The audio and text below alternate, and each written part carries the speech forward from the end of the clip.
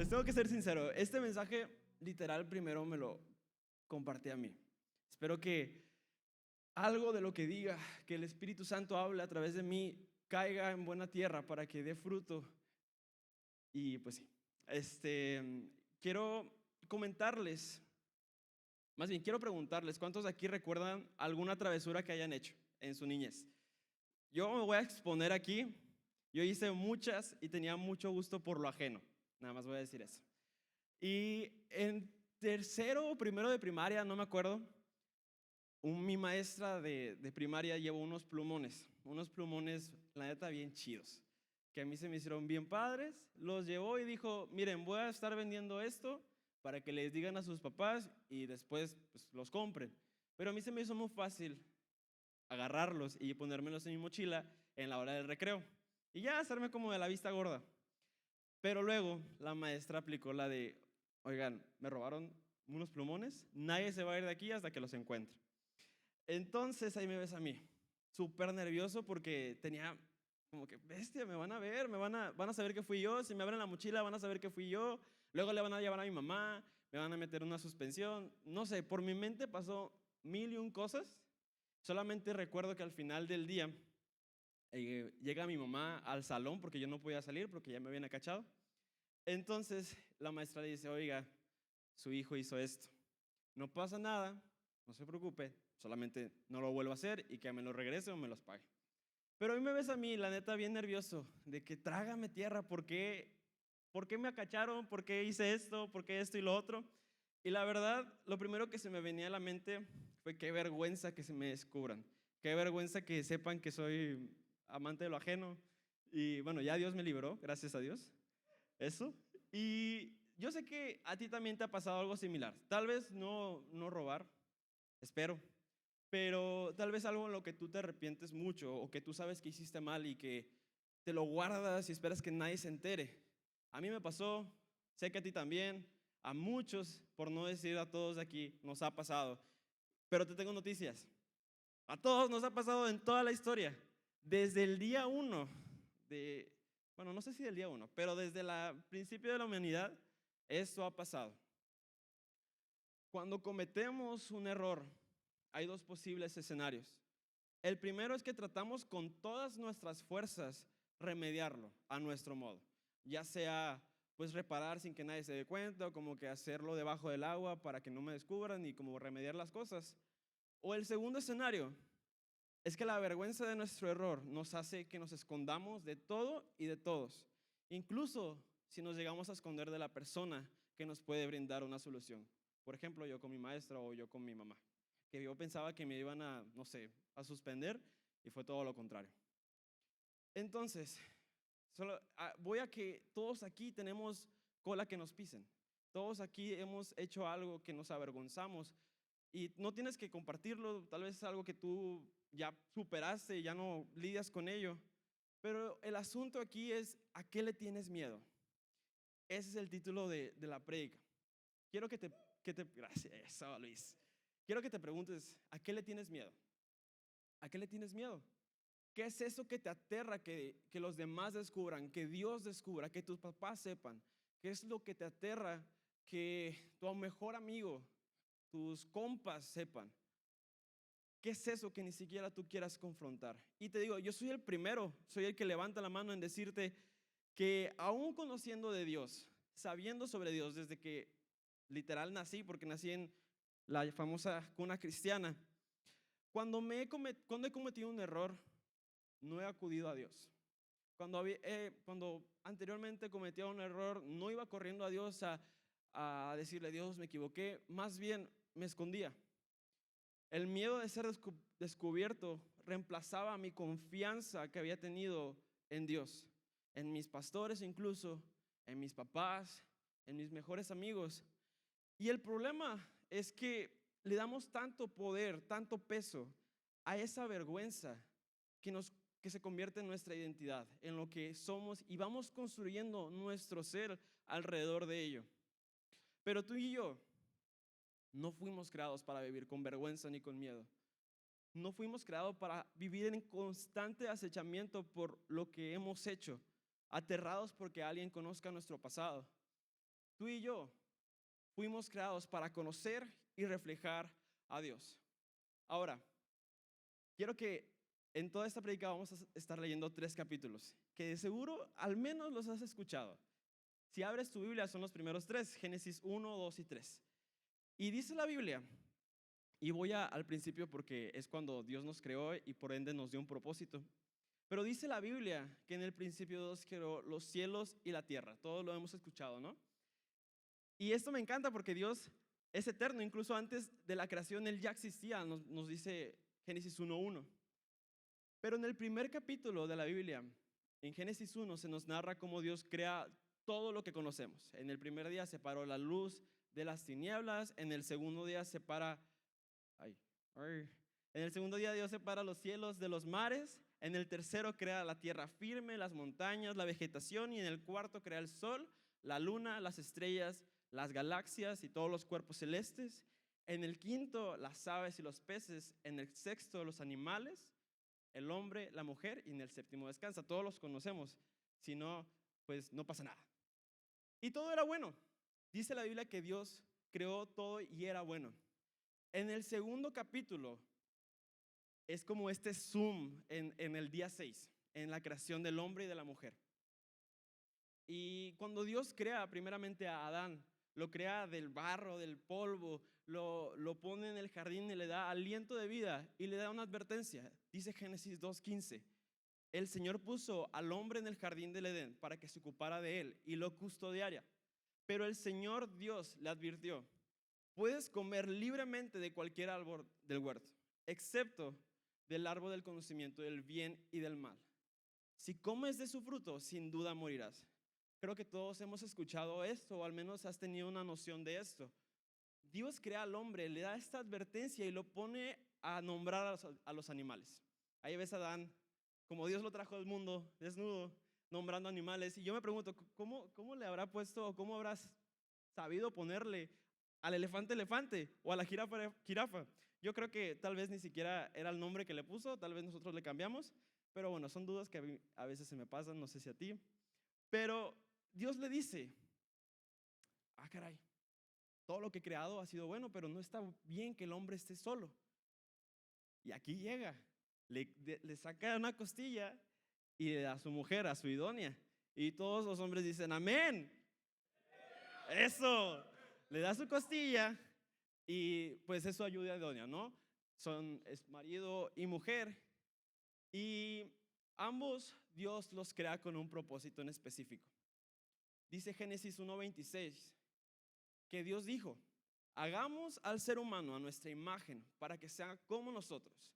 Ellos reinarán sobre los peces del mar, las aves del cielo, los animales domésticos, salvajes de la tierra, los pequeños que corren en el suelo. Así que Dios creó a los seres humanos a su propia imagen. A la imagen de Dios los creó, hombre y mujer los creó. Y aquí está el meollo del asunto. Tú y yo fuimos creados a imagen y semejanza de Dios para conocerlo y reflejarlo. Ese es su propósito. Si alguna vez te hayas preguntado, es eso, conocerlo y reflejarlo. Ser creado a su imagen y semejanza significa, en el hebreo, en el idioma original, ser un representante de, una sombra de, o algo parecido a.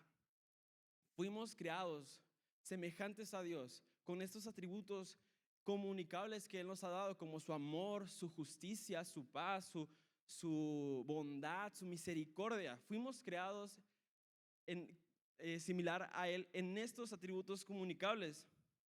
Entonces fuimos creados para conocer su voluntad, su carácter y reflejarlo. Este es nuestro diseño. Si nos exponemos o si tratamos de darnos una definición a nuestro propósito que no sea esto, nos exponemos a un grave peligro. Al hombre se le fue dada esta autoridad para reinar bajo el buen gobierno de Dios. Y cuando se saliera de ese gobierno, del buen gobierno original de Dios, iba a estar gobernando de una mala forma, de una mala manera.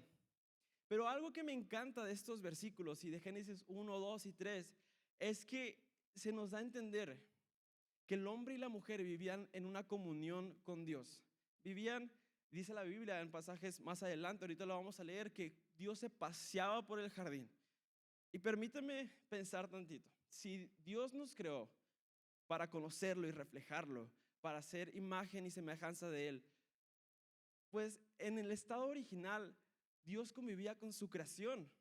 Dios convivía con ellos, hablaba con ellos, les comunicaba su voluntad, su carácter, les comunicaba de alguna manera que era bueno, que era bondadoso, que era misericordioso, que tenía justicia, que tiene justicia. Y lo conocieron. Más adelante, en Génesis 2:25, dice lo siguiente, que el hombre y su esposa estaban desnudos, pero no sentían vergüenza. No había vergüenza. De alguna manera esta desnudez, además de ser física, también era una desnudez de su vida, de su alma, de todo lo que ellos eran. Eran vulnerables. Conocían a Dios íntimamente y estaba Dios con ellos. Ellos vivían en una libertad, no porque como el mundo nos lo ha pintado, hacían lo que querían. No era una libertad como esa, sino porque vivían en el diseño de Dios que les había dado. Disfrutaban de la vida que Dios diseñó para ellos. Pero entonces viene Génesis 2 y la serpiente, el diablo, entra en escena. Dice la Biblia que la serpiente era tan astuta, más que los demás animales del huerto, y que comienza a engañar y tratar de engañar a la mujer. Y déjame decirte que el pecado y estas tentaciones son demasiado astutas cuando vienen y se presentan a nuestra vida. Empiezan a manipular la palabra de Dios para su conveniencia, para hacernos creer que Dios no es bondadoso, que Dios no es bueno, que no es misericordioso. Y en esta mentira, es esta mentira en la que el hombre y nosotros comenzamos a creer, comienza a crecer una duda sobre, ¿realmente Dios es bueno? ¿Realmente Dios es justo? Y el diablo, las tentaciones se van a encargar de hacernos a estas dudas. Y cuando cedemos al pecado, crece en nosotros una vergüenza. Y esta vergüenza da paso al miedo hacia Dios. Y el miedo nace cuando creemos en estas mentiras. Ahora, dice Génesis 3:1 al 7. Es un cacho largo, entonces lo vamos a leer. Dice que la serpiente era más astuta y cierto día le preguntó a la mujer. Neta, me enoja leer esto. Pero dice, ¿de veras? ¿De veras le dijo que no deben de comer del fruto de ninguno de los árboles del huerto? Cuando, versículos atrás, Dios les dice, pueden tomar de todos menos de este. Está manipulando el diablo la verdad de Dios. Pero Eva le dice, claro que podemos comer del fruto de los árboles del huerto. Es solo del fruto del árbol que está en medio del huerto del que no se nos permite comer. Dios dijo, no deben comerlo ni siquiera tocarlo. Si lo hacen, morirán. Y la serpiente le responde, no morirán. Dios sabe que el día que coman de ese fruto van a ser como Él, con el conocimiento del bien y del mal. La mujer quedó convencida, dice la Biblia. Vio que el árbol era hermoso y su fruto parecía delicioso. Y quiso la sabiduría que éste le daría. Así que tomó del fruto y lo comió. Y después le dio un poco a su esposo que estaba ahí con ella. Y él también comió. En ese momento se abrieron los ojos de ambos. Y de pronto sintieron una vergüenza por su desnudez. Entonces cosieron hojas de higuera para cubrirse. Déjame decirte que lo primero que el diablo va a hacer es tratar de distorsionar las palabras de Dios para hacerte caer, así como lo hizo con Eva. El diablo, quiero que te pongas a pensar. Adán y Eva conocían a Dios, se la pasaban con Él, como te había dicho. Conocían su voluntad, su carácter, lo conocían a Él. Lo que quiere hacer el diablo es que pongamos en tela de juicio eso que conocemos de Dios. Que pongamos en tela de juicio lo que Dios dice de su carácter. Quiere sembrar dudas sobre su bondad, sobre quién es Él, sobre su voluntad que es buena, agradable y perfecta. Y te decía que el diablo es astuto, como dice la Biblia. El diablo es bien astuto porque hay tres cosas que hace o que con lo que los tienta a Adán y a Eva, a ti y a mí, e incluso a Jesús. Podemos ver en Mateo 4 que Jesús es tentado, es llevado al desierto después de ser bautizado y recibe tentaciones. Y estas tentaciones, está bien curioso porque en 1 Juan 2:16 nos dice que se basan en tres. Dice que el mundo solo ofrece un deseo intenso por el placer físico, un deseo insaciable por todo lo que vemos y un orgullo por nuestros logros y posesiones. Nada de eso proviene del Padre, sino que viene del mundo. Dice, quiero que veamos esta tabla que nos ayudó Nat a hacerla. Un aplauso a Nat. Eso. Quiero que veamos esto. Adán y Eva vieron, o más bien la mujer vio que el árbol era bueno.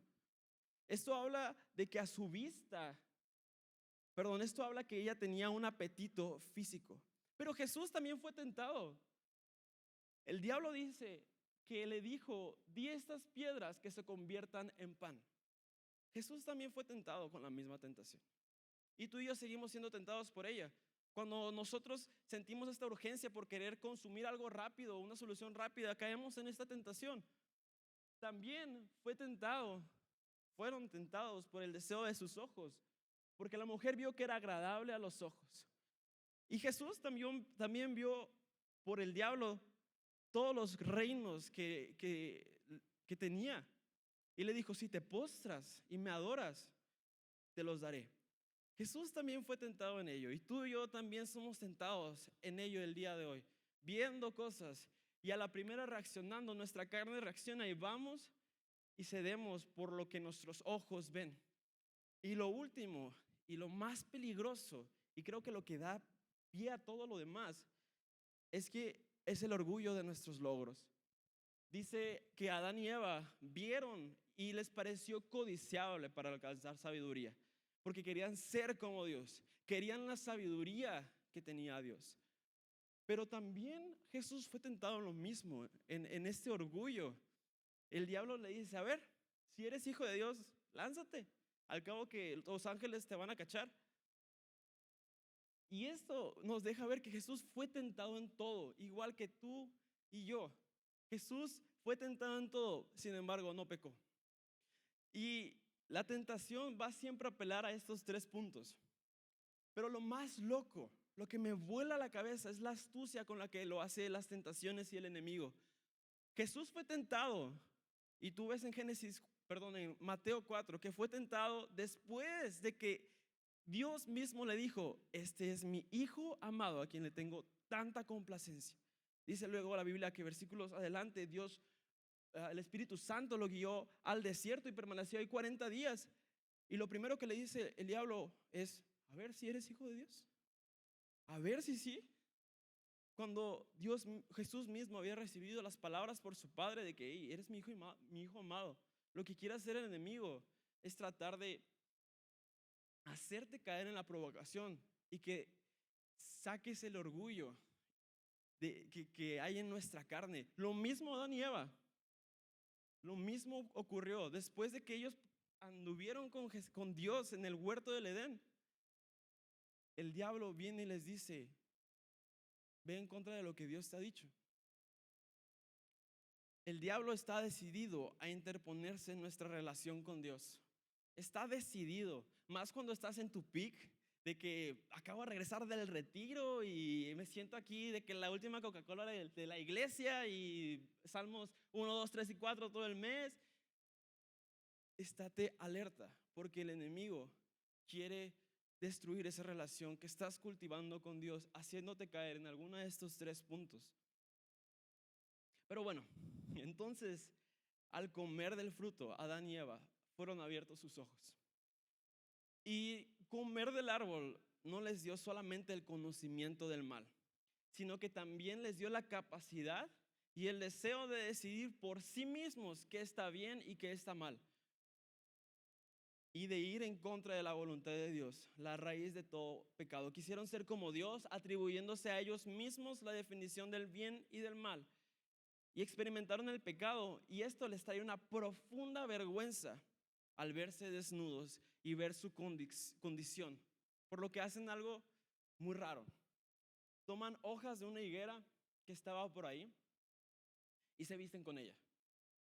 Pero dice la Biblia que hicieron como tipo delantales. Y los delantales solamente cubren de enfrente, no cubren de atrás. Ellos seguían intentando con sus fuerzas tratar de cubrir la vergüenza, pero era inútil. Seguía habiendo algo de vergüenza aunque ellos lo trataran de ocultar. Podemos ver estas hojas de higuera como el intento humano de tapar ese error que cometimos. Ese error en donde metimos la pata, tratamos de cubrirlo con nuestros propios esfuerzos, pero no nos damos cuenta que es inútil tratar con nuestras propias fuerzas de resolverlo, sin ir y pedir y clamar a Dios por perdón y que nos restaure. Tus esfuerzos, mis esfuerzos de ocultar nuestra vergüenza siempre serán inútiles, no sirven. Tal vez por algún momento, por una temporada, por un año tal vez, trates de ocultarlo, pero en algún momento eso va a salir a la luz. Es por eso que así como Adán y Eva, huimos, nos avergonzamos, tenemos miedo, y el miedo nos hace ocultarnos del único que nos puede dar una solución, nos hace ocultarnos de Dios. Dice Génesis 3, 8 al 10. Cuando soplaba la brisa fresca de la tarde, el hombre y su esposa oyeron al Señor Dios caminando por el huerto. Así que se escondieron del Señor Dios entre los árboles. Y entonces el Señor Dios llamó a los hombres, al hombre, ¿dónde estás? Pero quiero que lo leamos tratando de imaginarnos cómo Dios lo dijo. Tal vez en nuestra mente suene algo como, ¿dónde estás? Y eso se te saca de onda, como esa voz de que te asusta. Pero yo me imagino que Dios les dijo, ¿dónde estás? Y me vuela la cabeza, porque Dios es omnisciente y omnipresente. Él sabe todo, Él sabe y está en todo lugar.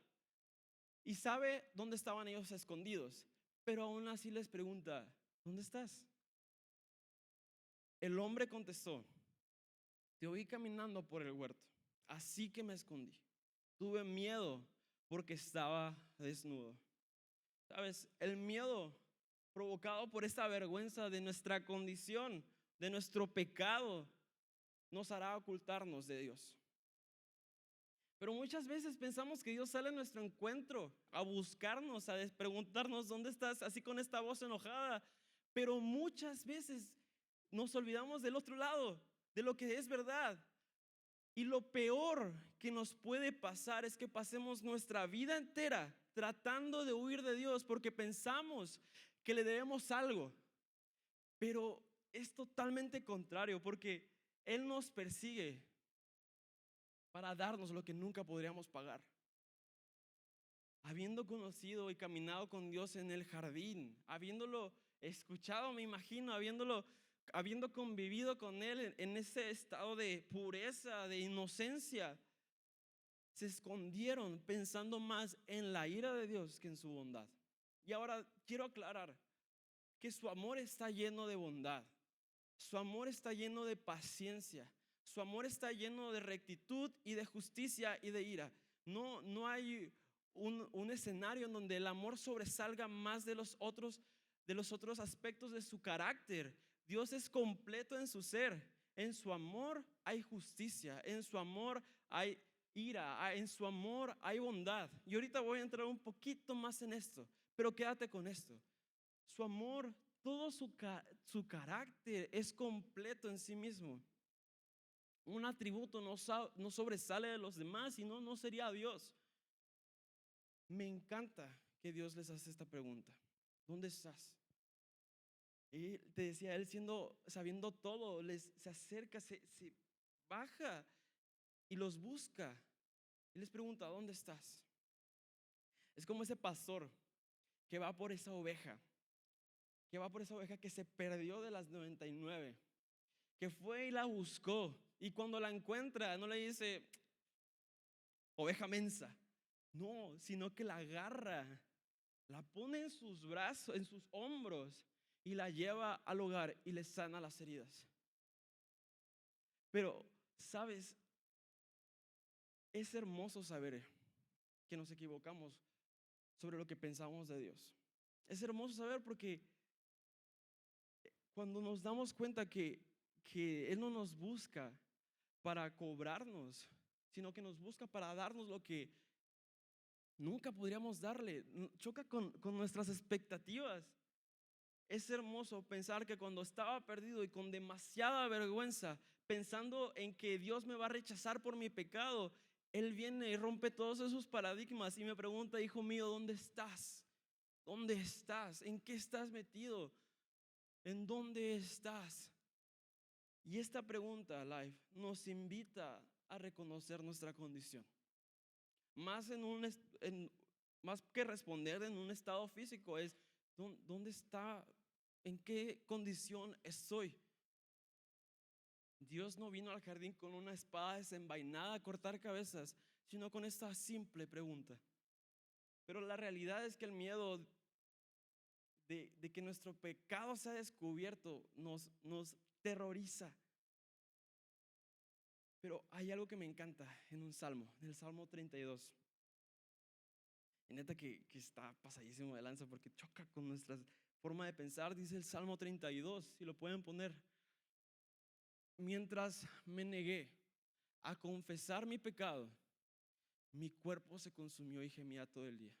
Mientras estaba en ese momento en el que me negaba a reconocer que la había regado, mientras me rehusaba a confesarlo y a ir a hablar con mis pastores, a ir a hablar con mis amigos de que la regué, más se consumía mi cuerpo, mi corazón desfallecía. Pero ¿qué dice a continuación? Finalmente te confesé todos mis pecados y ya no intenté ocultar mi culpa. Me dije: le confesaré mis rebeliones al Señor y tú me perdonaste. Toda mi culpa desapareció. ¿Sabes? Más allá de, es que no sé por qué, no sé si soy yo.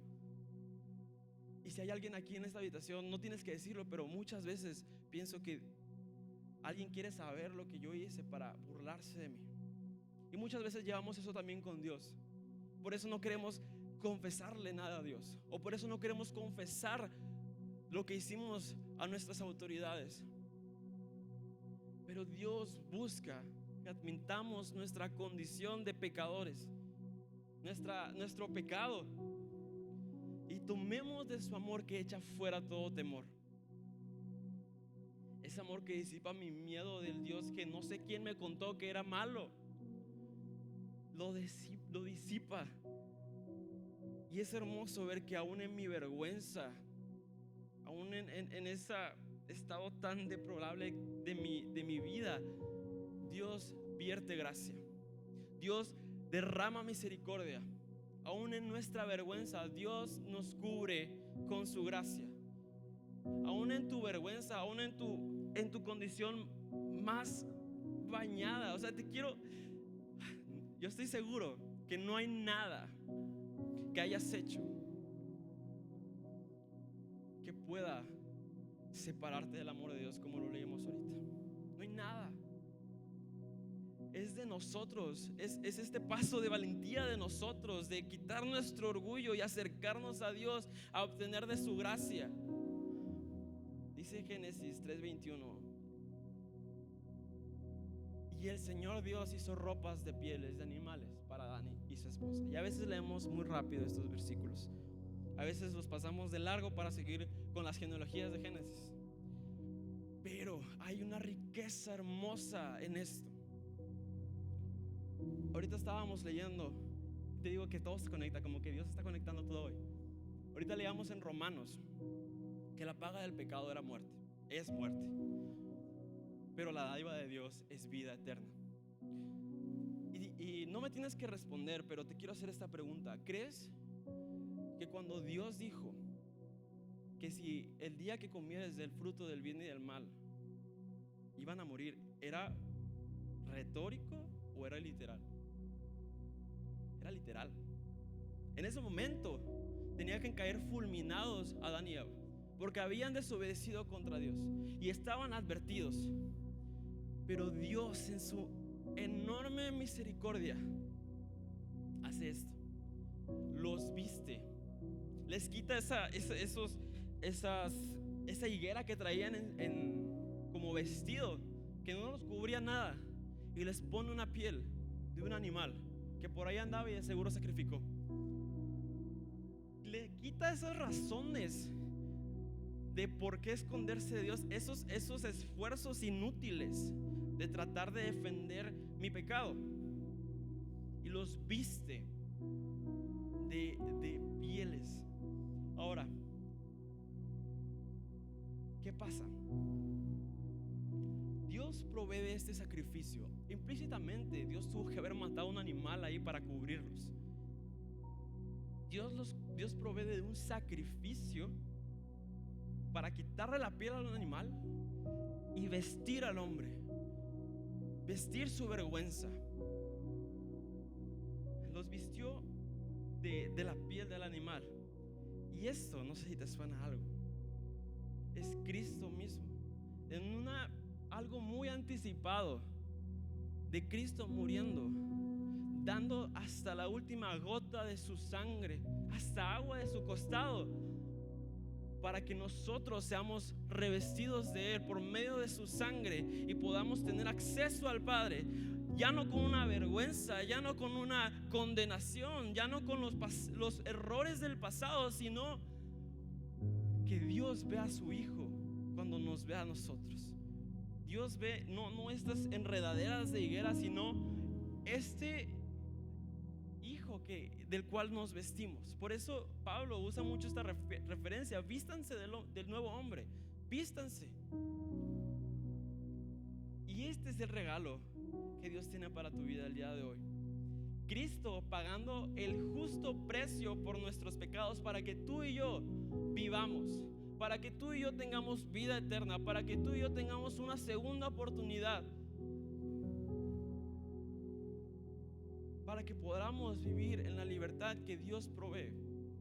Y te decía que el amor de Dios está lleno de bondad, de misericordia, de todo esto, ¿no? Pero también está lleno de justicia. Y alguien tiene que morir. En el amor del Padre, tan bueno, tan bondadoso, tan misericordioso, la justicia se vio reflejada en que el justo tenía que morir. Cristo tenía que morir. El justo pagando por los pecadores tenía que morir para nosotros poder tener acceso al Padre. Ese es el amor que está lleno de justicia. No es como, ay, me lo gané gratis. No, alguien tuvo que pagar, y el que pagó fue Jesús. Me encanta una historia, y con esto voy a ir terminando. Me encanta una historia en Juan 4 que, wow, me rompe totalmente. Es la samaritana y Jesús. Y está la samaritana con tanta vergüenza. Era famosa por tener muchos esposos. Era famosa porque estaba con un hombre que ni era su esposo, y ya tenía 4 esposos anteriores y todos estaban divorciados. Y tenía esa fama.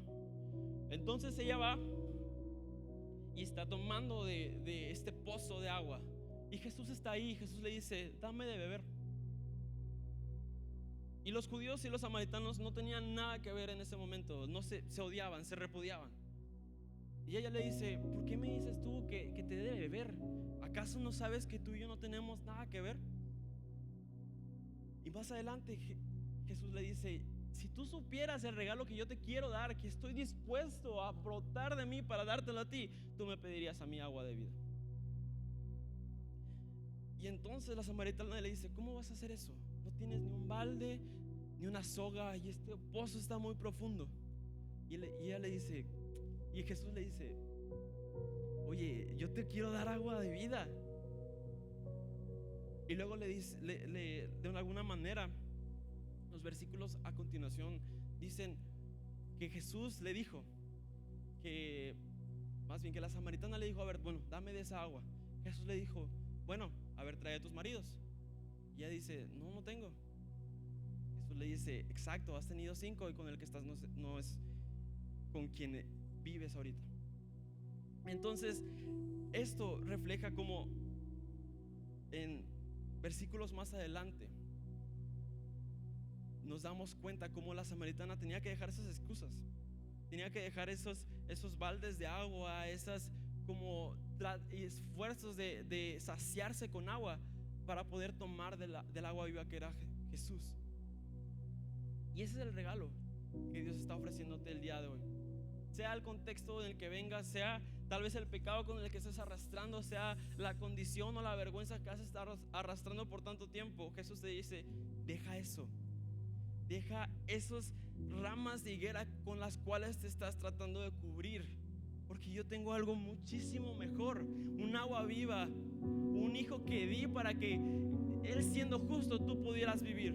Deja eso que es inútil, que no tiene ningún provecho, déjalo ahí. Ven y toma de mí, ven y sáciate de mí. Ella accede al regalo de la vida de Dios, y Jesús, que es Jesús mismo, quien está lleno de gracia, de amor, de compasión. Y solamente lo que tuvo que hacer esta mujer era lo que leíamos en Salmos 32: confesar su pecado, confesar su condición, confesar su vergüenza, para poder acceder a esta agua viva, a este regalo que Dios ya predispuso para ti y para mí por medio de Jesús. El miedo, life, fue la primera consecuencia del pecado. El hombre se esconde, pero Dios lo busca. Y hoy la pregunta que te quiero hacer a ti es: ¿dónde estás? Deja yo. Dios te hace la pregunta: ¿dónde estás? No tratando de